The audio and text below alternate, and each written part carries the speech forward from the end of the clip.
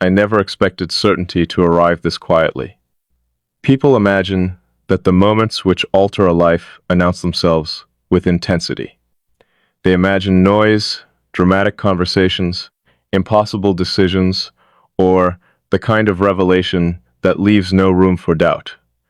They believe transformation comes with visible movement, something undeniable enough that everyone around you can point to the exact second everything changed. That has never been true for me. The deepest shifts happen underneath. They happen where no one is looking. They begin so quietly that at first they don't even feel like change. They feel like a subtle adjustment in the way the world settles around you, a slight difference in the way silence sounds, a barely noticeable pause before you respond, a thought that lingers a little longer than it should. Most people overlook those moments. I don't, because I've learned that anything capable of changing your life almost never introduces itself, honestly. It disguises itself as something ordinary until you're standing far enough away from your old self that returning no longer feels possible. That's where I find myself now. Not at the beginning, not at the end, somewhere in between, watching something reshape the architecture of my thoughts without asking whether I wanted them rearranged. It's strange, not because I don't understand what's happening, because I understand it too well. I've always believed the mind should remain a place of order. Every idea examined, every conclusion earned, every emotion inspected before it was trusted. Nothing entered that space without proving it belonged there. It wasn't fear, it was discipline. If I allowed every passing feeling to settle inside me, I'd spend my life reacting instead of understanding. So I learned to separate observation from involvement. I could admire something without needing it. I could appreciate someone without depending on them. I could walk away before anything reached a depth capable of changing me. That ability became part of who I was, not because it made life easier, because it kept life clear. Clarity has always mattered more to me than comfort. Comfort convinces people they're safe. Clarity tells them what's real. I'd choose clarity every time, even when it hurt, especially when it hurt, which is why this doesn't make sense, because nothing about you arrived through the process I trusted. There wasn't a careful evaluation. There wasn't a gradual acceptance. There wasn't even a conscious decision to pay attention. Somewhere between ordinary conversations and unnoticed silences, something shifted, not outside of me, inside. I didn't notice it immediately. In fact, I almost missed it entirely. It revealed itself through absence rather than presence. The absence of resistance. Normally, whenever someone begins moving closer than I intended, I feel it, not emotionally, structurally. My mind starts reinforcing boundaries before I even realize they're necessary. Conversations become more measured, thoughts become filtered, dist, quietly restores itself without either person acknowledging it. It's automatic, like breathing. Except that never happened with you. There were opportunities, more than enough. Moments where I should stepped back, moments where I should redirected the conversation, shortened the interaction, reminded myself that familiarity creates expectations I have no interest in carrying. Instead, AB stayed. Not because I decided to, because leaving never occurred to me. That's the part I still can't fully explain. The absence of defense says more than any emotion ever could. People think trust is something dramatic. I don't. Trust begins when your mind forgets to protect itself, not because it has become careless, because it no longer detects danger. I didn't choose that. It happened before I noticed it was happening. And by the time I became aware of it, The foundation had already shifted. I've tried to understand why. Not because I doubt what exists, because I need to understand anything capable of influencing the way I think. That's always been the rule. Nothing changes me without being questioned first. So I questioned everything. Was it timing? No. I've met people during similar seasons of my life who disappeared as quietly as they arrived. Was it circumstance? No. Circumstances create proximity, not permanence. Was it admiration? Not exactly. Admiration fades when reality replaces imagination. This only became clearer with reality. Every answer I tested dissolved the moment I examined it closely, until only one possibility remained. This wasn't built from attraction or coincidence or repeated interaction. It was built from recognition. Recognition is different. Recognition doesn't introduce new information. It uncovers something your mind already knew before your conscious thoughts caught up. That's why it feels immediate, not because you've skipped the process, because the process happened somewhere deeper than language, long before either of you tried to explain it. Maybe that's why conversations with you feel unusual, not because of what's said, because of what's left unsaid. I've started noticing that the most meaningful parts aren't the sentences themselves. They're the spaces surrounding them. The brief pause before either of us answers, the moments where neither person feels compelled to rescue the silence. Most conversations are negotiations. People rush to fill empty spaces because they mistake silence for failure, as if meaning only exists while someone is speaking. I've never believed that. Neither have you. That's rare. The willingness to leave something unfinished without assuming it's incomplete. To trust that understanding can continue expanding even after the words have stopped. I've spent years searching for precision, not perfection. Possession, there's a difference. Perfection is performance. Possession is truth. Truth rarely looks polished. It simply fits. That's what unsettles me. Nothing about this feels exaggerated. Nothing feels manufactured. It doesn't depend on constant reassurance. It doesn't require dramatic declarations to survive. It exists quietly, confidently, as though it has no interest in proving itself.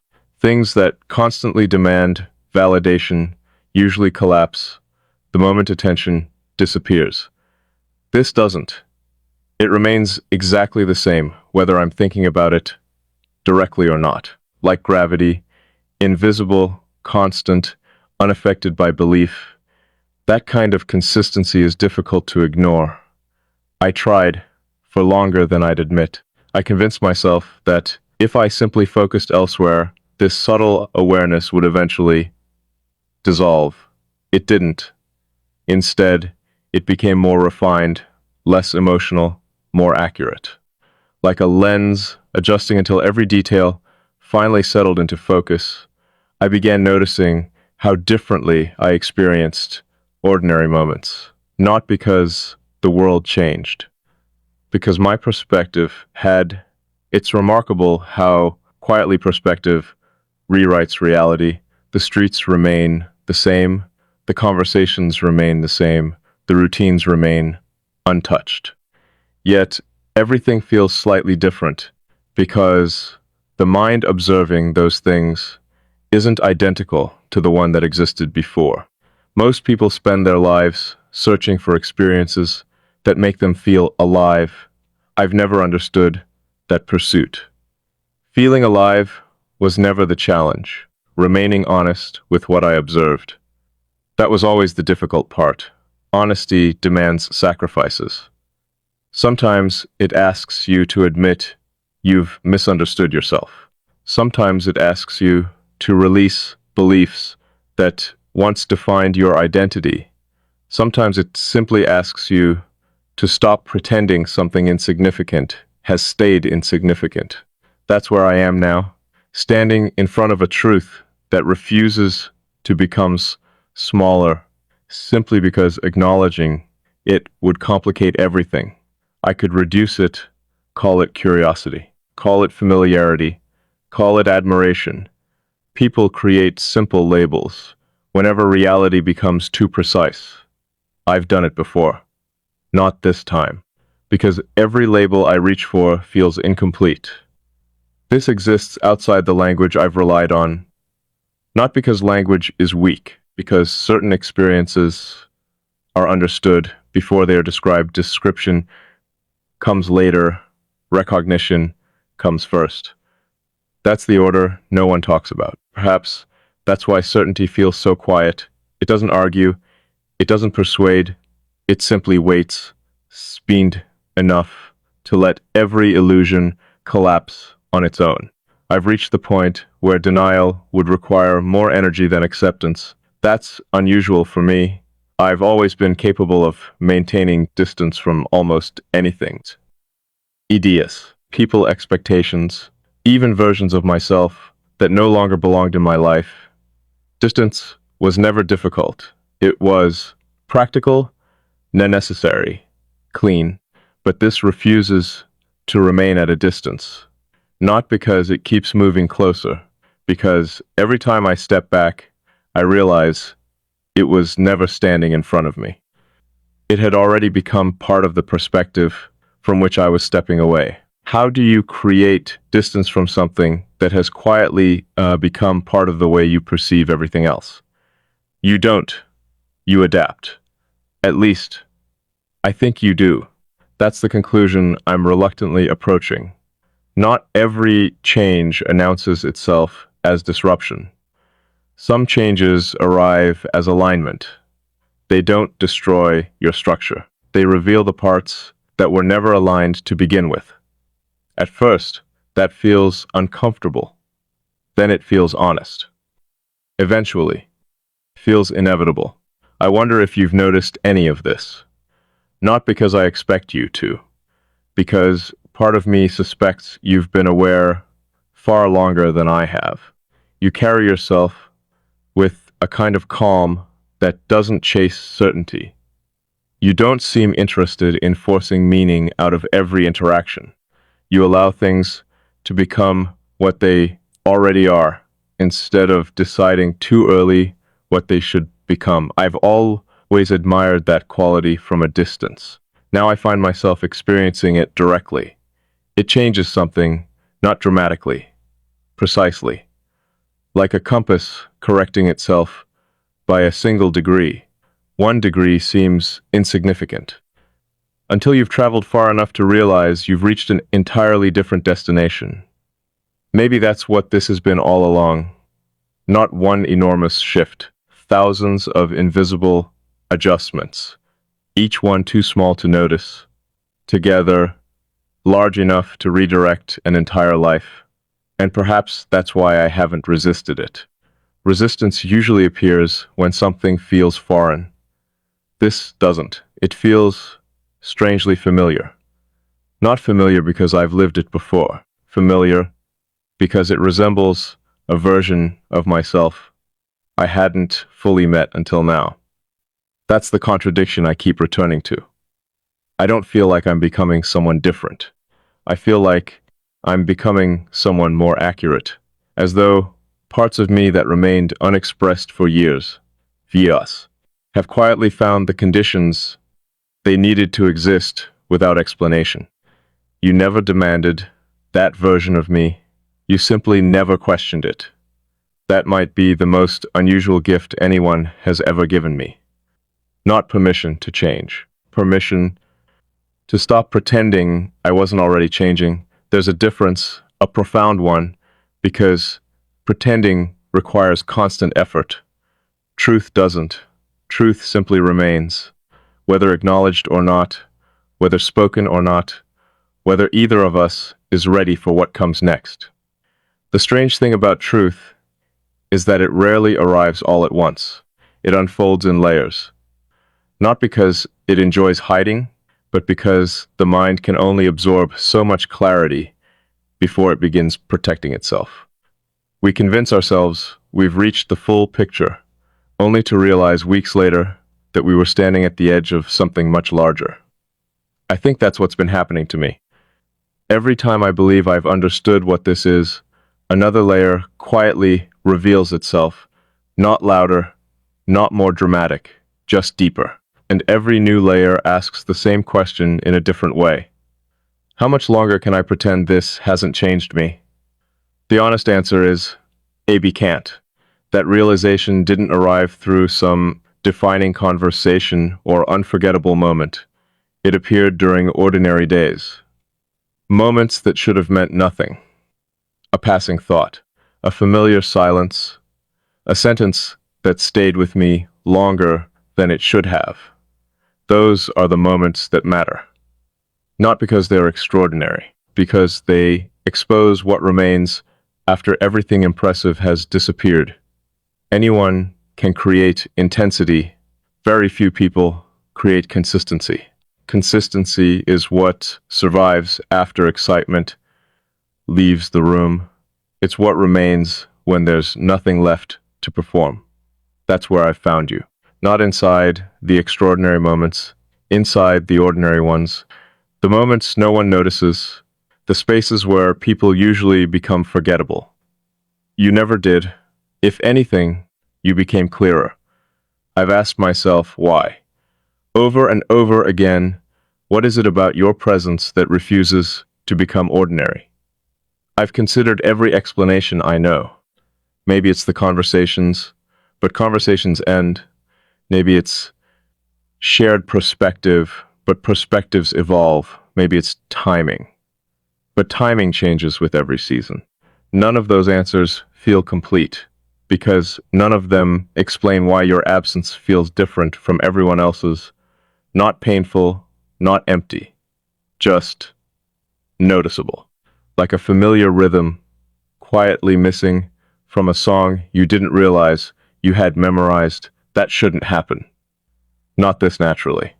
I've always believed attachment announces itself through emotion. This doesn't. It announces itself through structure. The structure of my thinking, the structure of my attention, the structure of how I observe the world. Somewhere along the way, my mind began leaving space for yours. Not because it needed guidance, because it expected perspective. That's an entirely different thing. Expectation isn't dependence. Expectation is adaptation. It's what happens when something becomes part of your internal landscape without asking permission. I keep returning to that word, landscape, because that's exactly what this feels like. Most people enter your life like weather. They arrive dramatically. They create movement. They disappear. The landscape remains. You weren't weather. You became part of the landscape itself. Mountains don't demand attention every day, neither do oceans. Yet they shape everything built around them. Routes change because of them. Cities exist because of them. Even silence sounds different near them. That's influence. Quiet, constant, almost invisible until you imagine life without it. I've started imagining that not because I want distance, because I needed to know whether this was real. I asked myself a simple question. If tomorrow erased every conversation we've ever had, what would remain? The answer surprised me. Not memories, not words, perspective. The way I see things now wouldn't disappear because this was never built from information. It was built from awareness. Awareness doesn't vanish when the moment ends. It rewrites the observer. And once the observer changes, every future observation changes too. That's why this feels irreversible. Not because of what happened between us, because of what happened within me. I notice it every day now, the need to slow down before reaching conclusions, the willingness to leave questions unanswered, the quiet confidence that understanding doesn't always require immediate explanation. I wasn't always like this, or maybe I was. and simply never had reason to notice. There's an interesting difference between being understood and being accurately seen. Most people believe those are the same thing. They're not. Understanding often comes after interpretation. People hear your words, compare them to their experiences, and decide what they think you mean. Accuracy works differently. Accuracy doesn't reshape what it sees. It allows reality to remain exactly as it is. That's rare, painfully rare, because interpretation is easier than observation. Observation requires patience, it requires humility, it requires accepting that another person's inner world might exist independently of your assumptions. You have that patience. I noticed it before I understood why it mattered. You never hurried my thoughts. You never interrupted unfinished ideas with conclusions. You never mistook uncertainty for weakness. You simply waited. There's extraordinary discipline in waiting. The world celebrates action. Almost no one appreciates restraint. Anyone can speak. Few people know when silence is the more accurate response. I've begun measuring wisdom differently because of that. Not by intelligence, not by confidence, but by restraint. The people who truly understand complexity rarely rush toward certainty. They allow reality enough space to reveal itself completely. That's exactly what happened here. Nothing was forced, nothing was pursued, nothing was manufactured. It simply continued becoming clearer, almost independently of either of us. Sometimes I wonder if this was inevitable. Not because I believe in destiny, because certain patterns seem determined to complete themselves once they begin, like rivers finding the ocean, not through intention, through nature. Perhaps recognition works the same way. Once two minds begin recognizing each other beyond language, process continues whether either person encourages it or not. I've resisted that thought. I still do, not because I dislike it, because inevitability removes the illusion of control. Control has always been important to me, not control over people, control over myself, my decisions, my reactions, my direction, but this has quietly challenged all of that, not by taking control away, by revealing that some of the deepest decisions happen long before the conscious mind realizes they've been made.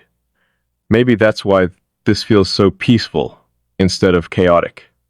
I never experienced the conflict people describe when they talk about meaningful connections, no endless uncertainty, no emotional confusion, no dramatic internal battle. Just clarity arriving one quiet realization at a time. The resistance never came. Only acknowledgement. That alone tells me everything. Because if something truly violated who I am, my mind would reject it instantly. It always has. Instead, it welcomed this slowly, naturally, almost as though it recognized something I hadn't consciously remembered. I've been trying to recall when I last felt that kind of certainty. I can't. Not because certainty has been absent, because certainty usually belongs to facts. This belongs somewhere deeper. Facts answer questions. This changes them. I find myself asking different things now. Not what does this mean, but what does this reveal? There's an important distinction. Meaning can be invented. Revelation cannot. Revelation uncovers what already existed beneath perception. Perhaps that's all you've ever done. Reveal, not create, not influence. Reveal. You revealed how much of myself had been living behind carefully maintained order, not hidden, simply waiting. Waiting for something precise enough to recognize it without trying to redefine it. I've spent years believing strength meant remaining unchanged. I'm beginning to question that. Maybe strength isn't refusing change. Maybe strength is recognizing the exact moment change becomes honesty. Those aren't the same thing. Anyone can resist. Very few people know when resistance has become self-deception. That's the line I'm standing on now. One step in either direction changes everything. Not externally, internally. The external world may never notice. People rarely notice the deepest transformations. They see different choices, different words, different expressions. They almost never see the quiet reconstruction happening underneath. I've always preferred it that way. Not everything valuable needs an audience. Some things become stronger precisely because they remain private. This feels like one of those things, not secret. Not secret. There's a difference. Secrets are hidden because they're feared. Sacred things are protected because they're understood. I don't protect this because I'm afraid someone will misunderstand it. I protect it because accuracy deserves patience. Not everything meaningful should be explained before it has finished becoming itself. So I wait, not out of uncertainty, out of respect, respect for something still unfolding, respect for the possibility that clarity has another layer left to reveal. Because every time I think I've reached the deepest point, another quiet realization appears, not demanding attention, simply existing until I'm ready to notice it. Maybe that's how truth has always worked. It doesn't chase us. It waits for us to become honest enough to stop looking away. And lately, I've stopped looking away. Not because I found all the answers, because I finally accepted that some answers don't arrive as conclusions. They arrive as people. People who quietly alter the shape of your thinking until your own reflection begins making more sense than it ever has before. That's what continues surprising me. You haven't changed the direction of my life through force. You've changed the quality of my awareness. Everything feels more deliberate now, more intentional, more precise. Even my silence has become different. Not emptier, fuller, as though every pause now carries something worth listening to. I don't know where all of this leads. For once, don't feel the need to know. That's unlike me. I've always believed every meaningful journey should begin with a destination. Now I wonder if some journeys reveal the destination only after you've become the person capable of recognizing it. Maybe that's what this has been all along, not a search for someone else, a gradual return to a version of myself that had been waiting patiently beneath years of careful control. And perhaps the most unexpected part isn't that you found your way into my life, it's that your presence quietly guided me back into my own. That realization doesn't frighten me anymore. It steadies me, because anything capable of bringing you closer to yourself was never meant to be resisted, only understood. And for the first time in a very long time, understanding no longer feels like the end of the journey. It feels like the place where the real story finally begins.